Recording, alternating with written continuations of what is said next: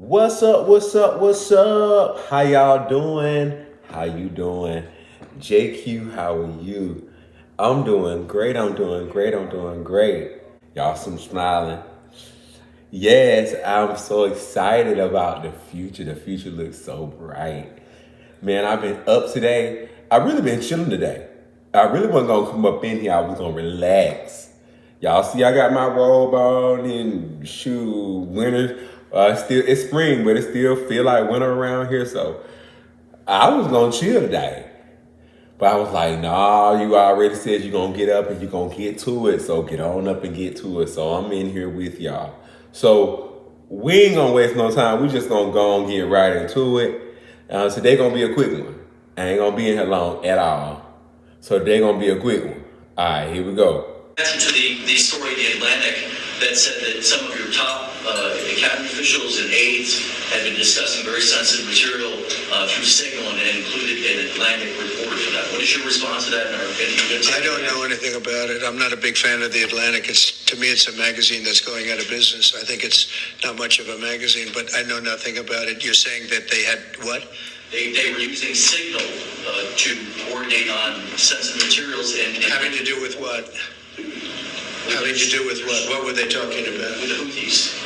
The Houthis? You mean the attack on the Houthis? Well, it couldn't have been very effective because the attack was very effective. I can tell you that. I don't know anything about it. You're telling me about it for the first time. Anybody else?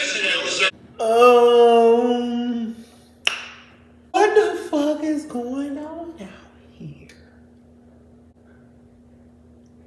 Okay. I don't know what's going on, but we finna read the story and figure out and get down to the bottom of it. According to CNN, journalist of The Atlantic Jeffrey Goldberg published a bombshell article sparking outrage from current and former national security leaders.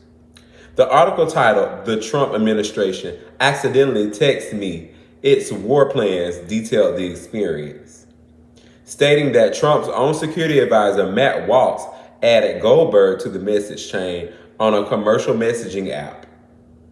He says that he was privy to everything, including plans of the Yemen bombing well before it happened.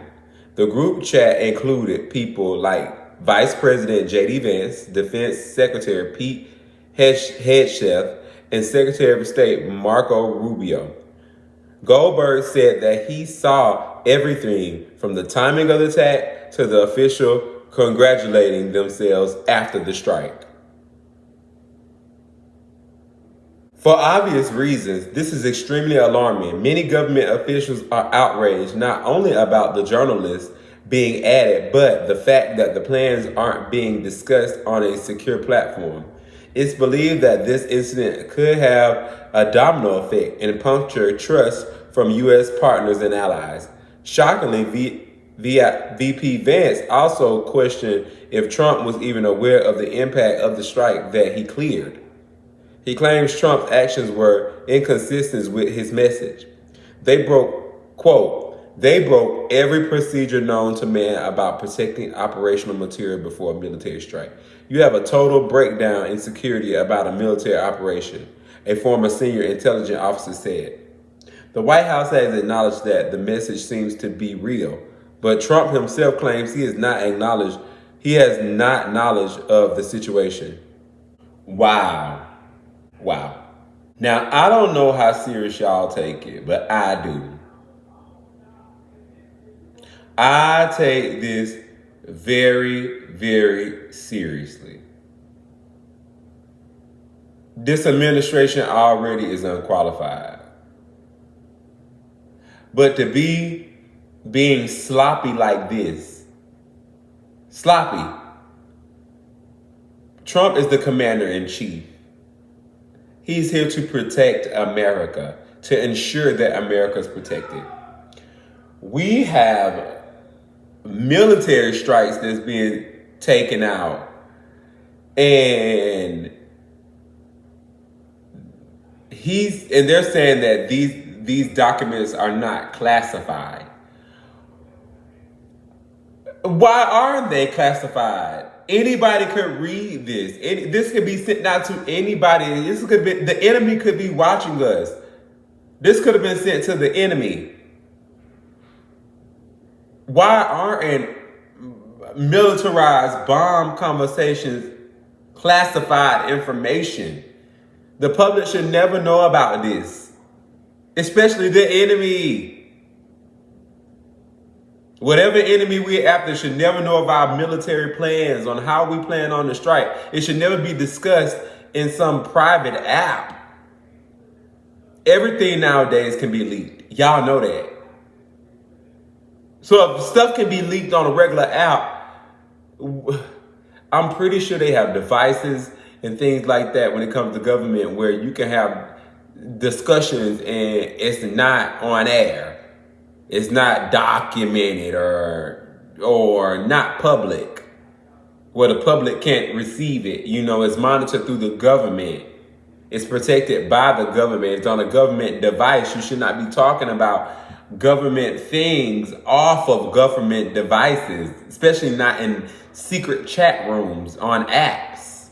It makes me feel even more less safe. And then Trump, the commander-in-chief, you have no idea about what's going on. You had no idea. You know, they're saying that you had no idea that you even gave them the okay to do this.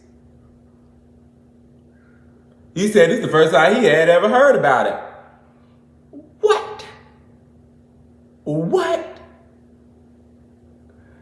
It makes me just don't feel safe, y'all. I already didn't feel safe, but what the crap? A lot of y'all not taking this serious, like, oh, it was just a few text messages. It's not. It's something that actually happened. That a journalist, which is not somebody who is in politics or should even know about this stuff. He's a journalist. Journalists interview a lot of stuff, but they're not even classified to know militarized plans like this, all the way to before it was being taken out, after it was taken out, who was congratulated. That could be anybody. And then they're trying to figure out, well, how was he added to the group so secretly? To me, somebody wanted this to get out. Somebody wanted this journalist to be included on this so they can know this is my thoughts. So that not only did somebody know, somebody could report it. Yeah, somebody within that group that disagreed with what they were doing. And they added this journalist in on it. And the journalist told it, as a journalist do. And then I was watching The Breakfast Club and DJ Envy was like, if you protecting the American people, why would you put this out? Why would you put this out? I don't understand. That's even more of a threat for you putting it out. No! It's to put out so that they can show people what's going on in our government, because they're not telling us anything. They can show people what's going on in our government, and it also shows how sloppy this administration is to allow something like this to get out. And to them, they're making it out to be small. Our defense plans of how we go about doing things in our military. And then it lets me know that they're doing stuff with power out here without the head man in charge even knowing about it. They're just carrying out stuff. I don't know. It makes me not feel safe. We can't even trust our government, which black people, we never really trusted them anyway. But it just makes me seem even more like, much ain't changed. It seems like it got worse.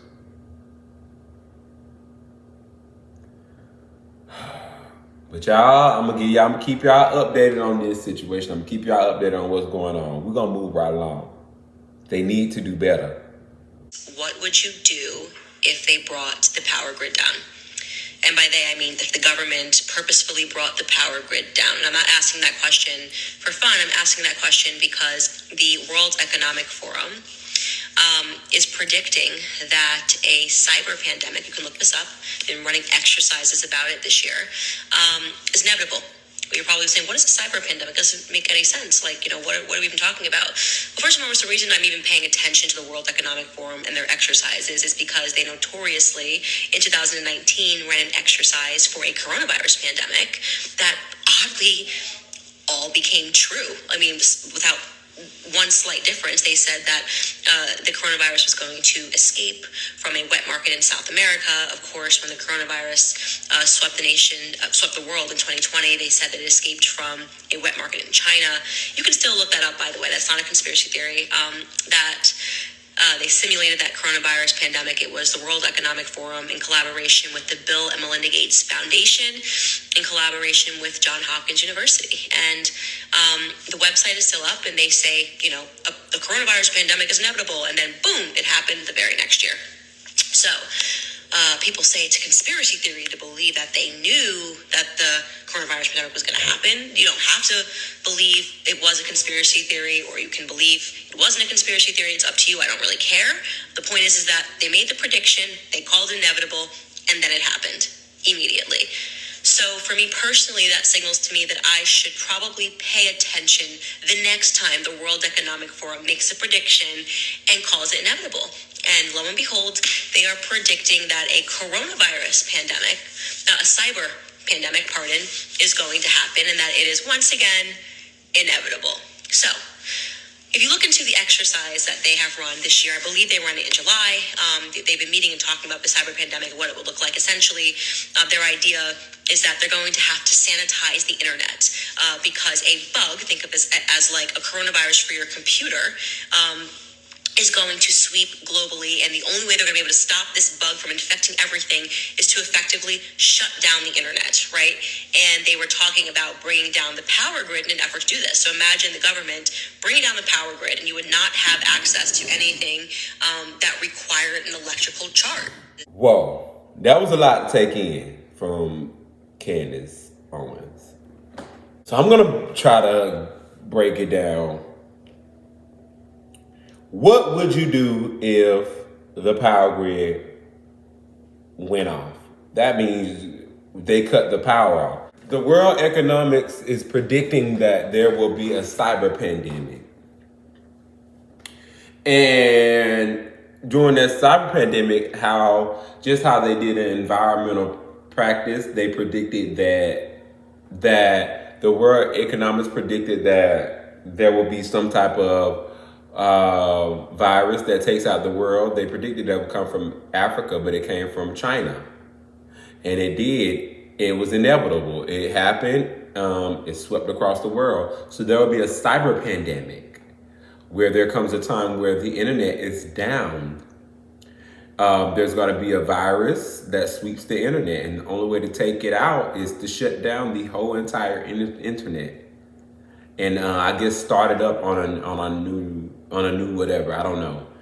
But in order for them to shut it down, they would have to cut the power for a while. What would you do if we went off of the power grid? And I'm going to state this. My grandfather told me years ago,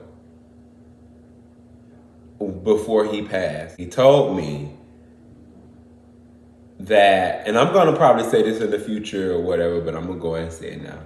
My grandfather told me, he looked me in my eyes, he grabbed my hands and he said, "Son, are you ready?" I said, "Ready for what?" "This world is going to shit, you hear me?" I said, "Yes, sir, I hear you." He said, "You know what I need for you to do? I ain't gonna be here when it happened, but you are.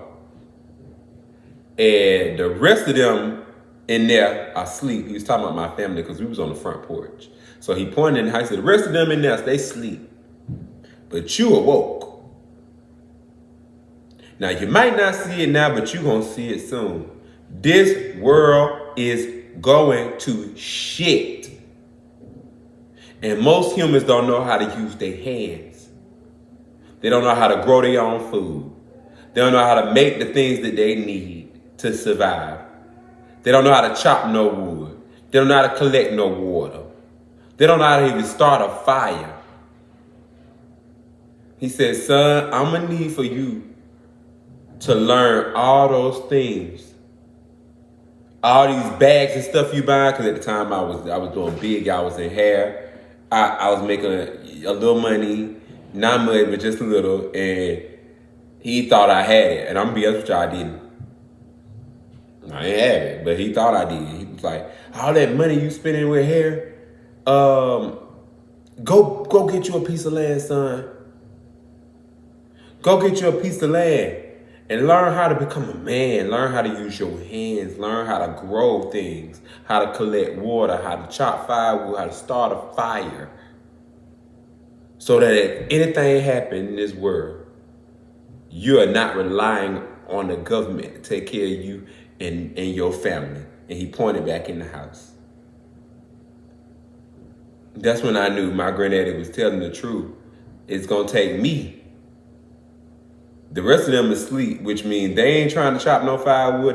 But they going to wake up when they're in the middle of it and they cut that power grid off. Nobody can call the police for 24 hours.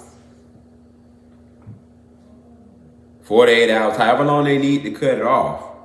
You can't get any type of help for a certain amount of time because the power grid is cut. What are you going to do? I know what I'm going to do. I just told y'all what I'm going to do. And to me, I might be talking a little too much. Y'all. But I advise y'all to do the same. Learn how to use your hands. Even if it's in your backyard, learn how to grow your own food, collect rainwater, start a fire, and make your own things out of natural products. Natural things that you could possibly grow in your backyard. So if anything happens, you won't go without. Just because they take the power grid away, you won't go without. So we're going to be moving right along. But I advise y'all to learn how to use your hands, grow things, build things, collect things. So that when that time comes, you won't be 100% reliant on the government. A lot of people it's going to be hard out here for them because they don't know how to not rely on the government.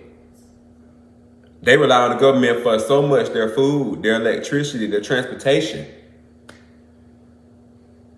I went and bought me an Amish book a few months ago. Just so I could know how the Amish are out here surviving off, and they living within our power grid, but not using it at all. Not using it at all. Completely surviving off grid. We have gotten disconnected from working with Earth till we're working against the Earth. We need to learn how to go back to working with Earth.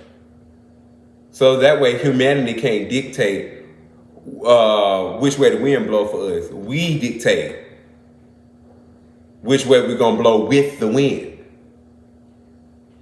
All right, moving right along. Portia has said her most toxic trait as a friend is canceling on plans last minute.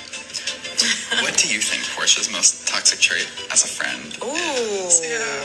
I would say, aside from canceling plans, maybe taking drama to the internet. Oh. I hate when people do that. I hate when people go back and forth.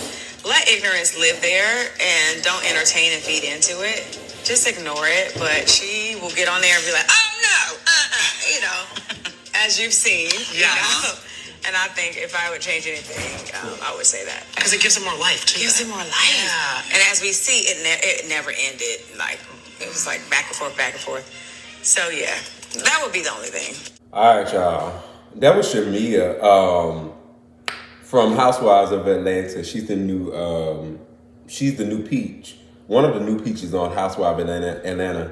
A lot of y'all may know she's the best friend of Portia. She's been on there a few times as a friend, but now she has a Peach. I like her. I like her. I like that she brings something new and different to the show. I like that she is young, and she's actually a housewife. I like that she shows off the fact that she's a housewife, and that to me, a lot of the other girls that's come on, they ain't been housewives. They thought they were housewives, or they came on engaged to somebody already, or they got married later on in the show. She actually comes on as a housewife who's been with her husband for over 10 years. So I like her.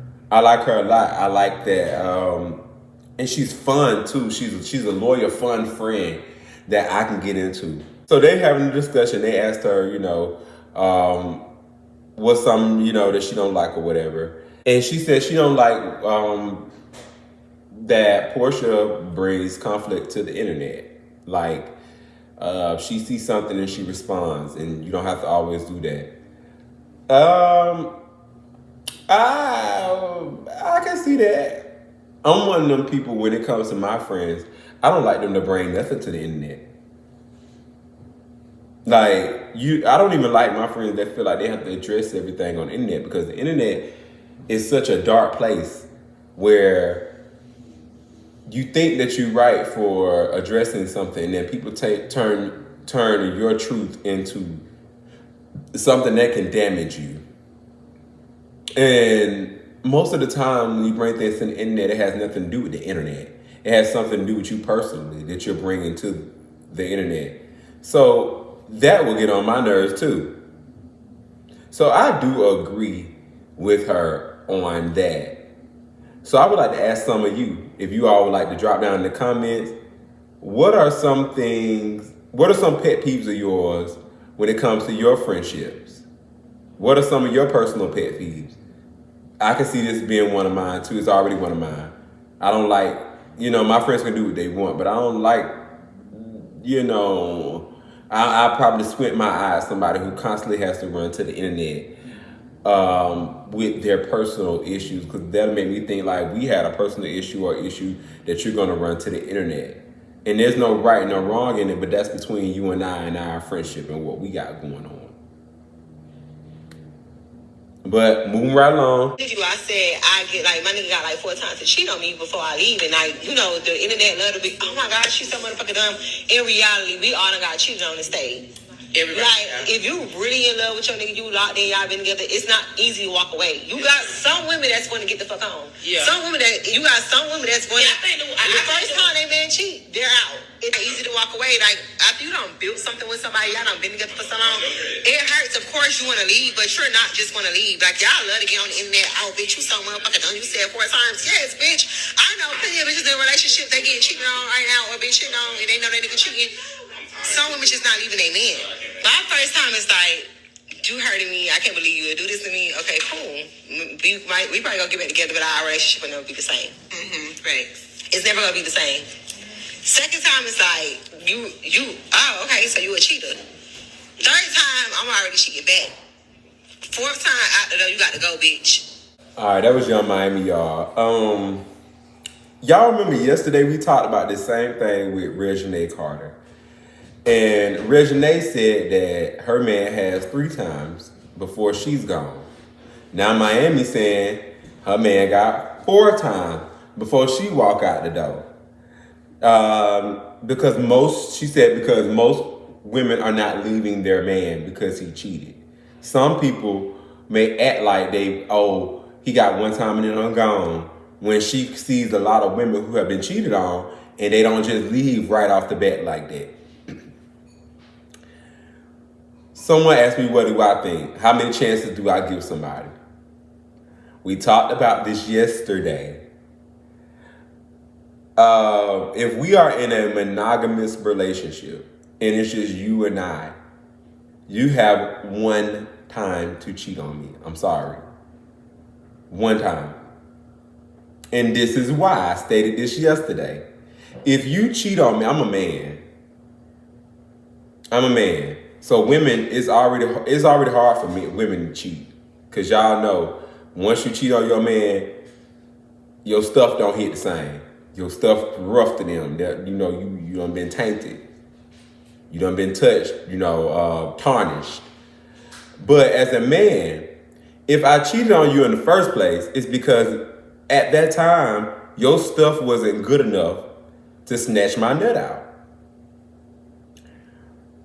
So there will come a time somewhere in our future again where my stuff isn't good enough. My stuff ain't good enough to snatch your nut out.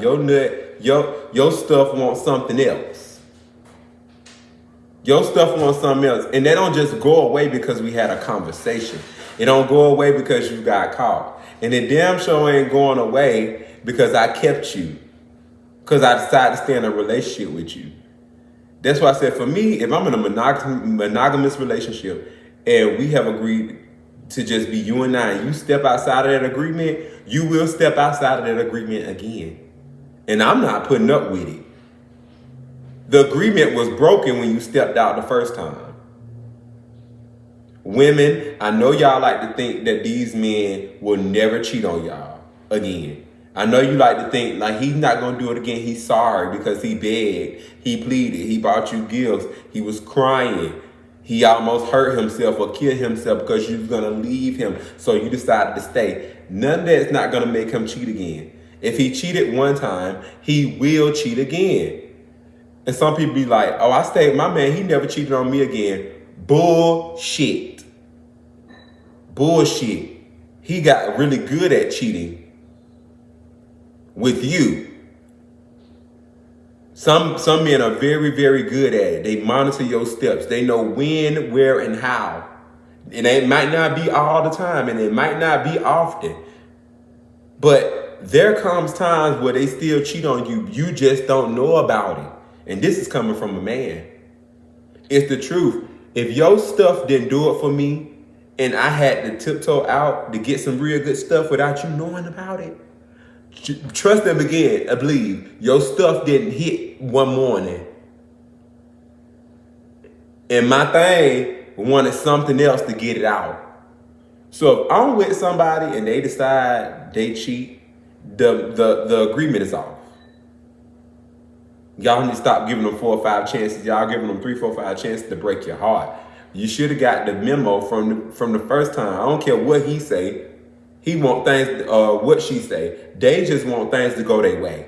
And it shouldn't go their way. It should go our way. And since it didn't go our way like we agreed, it's only going your way, I'm going my way. Which is the highway.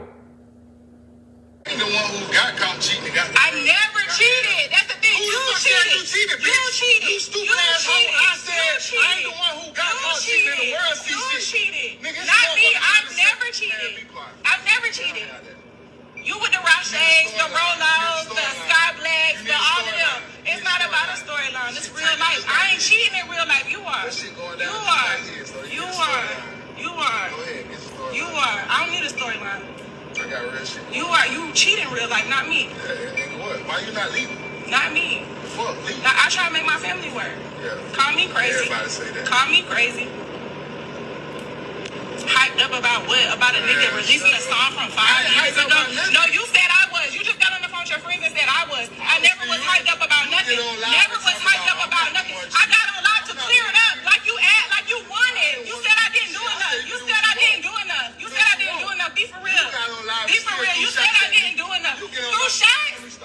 That's the truth. I ain't the one cheating. I ain't did no cheating, period. That's a song from 5 years ago. I know you are. I know you are.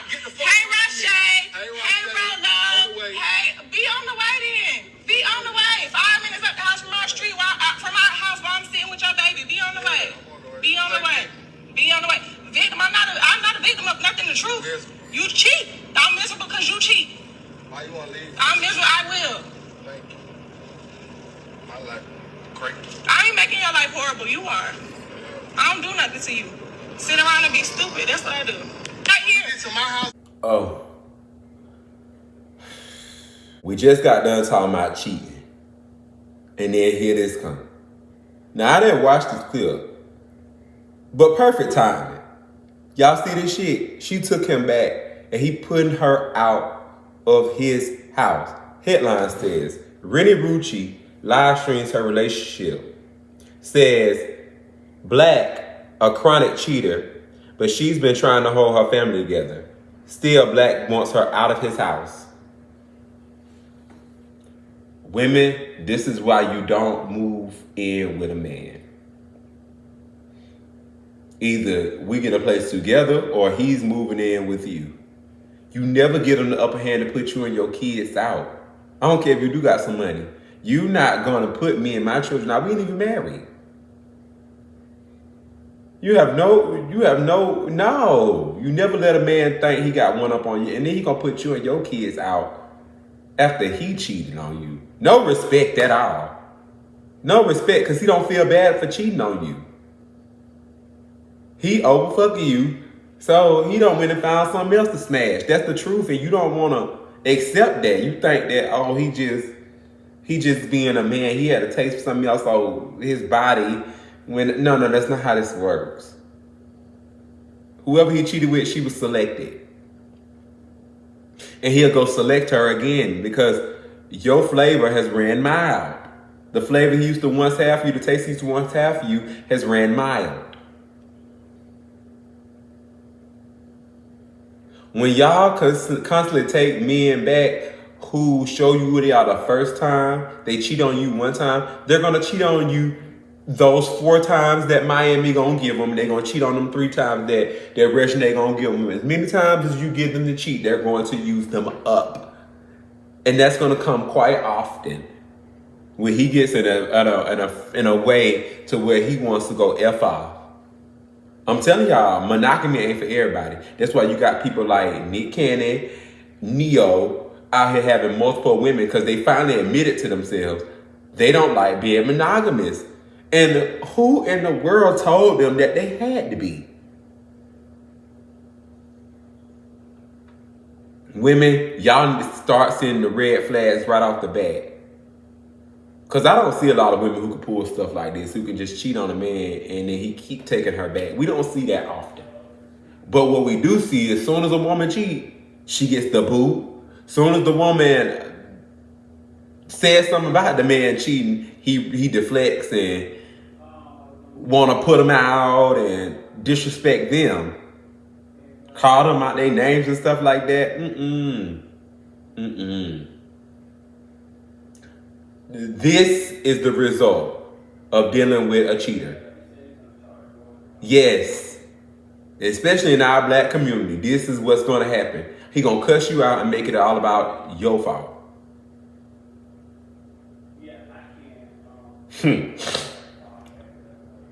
Y'all better listen. I'm trying to put y'all up on game. Y'all listen to me. Y'all go back there and young. I got all back to that nigga there. I ain't keep y'all away. I just try to put y'all up on game. But don't listen at me. All right. Last question of the day. We've come to the last question of the day. Can anyone pinpoint the exact moment when the world started to go to shit?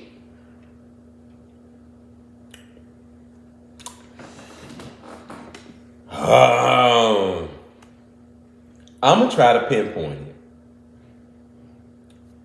When humans became aware, or when humans arrived. Because they say we haven't been around since the beginning of time.